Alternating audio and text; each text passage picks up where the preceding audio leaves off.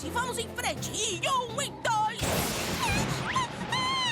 Você tem que se controlar, soldado. Não podemos deixar que nada nos distraia da missão que temos.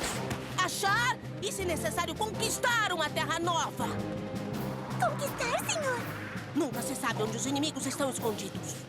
Eu não vejo nenhum inimigo. Só neve. Ahá! Quem está aí?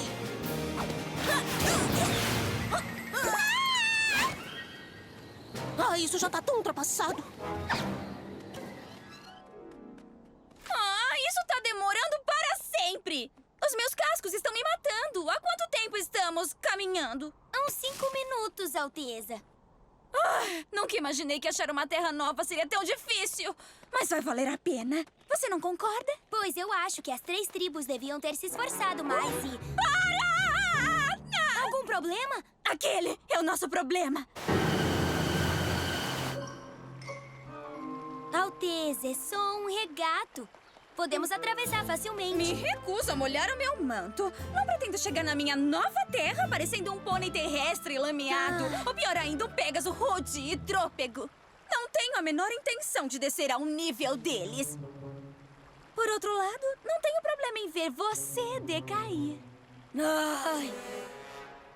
E cuidado com o meu manto, querida. Vale mais do que todos os livros da sua biblioteca.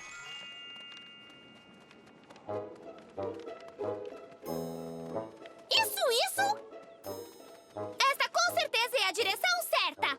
Estamos andando em círculos. Olha, isso é impossível. Tá sugerindo que eu não sei ler o mapa? De jeito nenhum, chanceleridade. Só tem alguns buracos no mapa e eu... Claro! De que outro jeito eu posso ver pra onde estou indo?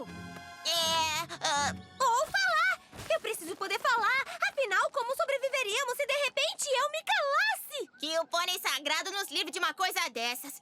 É só que o mapa, ele tá de cabeça pra baixo. Eu tenho uma novidade pra você, Cookie. A Terra é redonda, não existe cabeça pra baixo. Tem razão.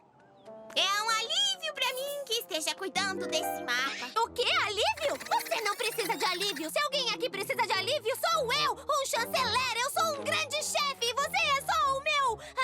secretário. O que for. Pega o mapa enquanto eu aproveito um alívio. Sim, chanceler Puddinghead.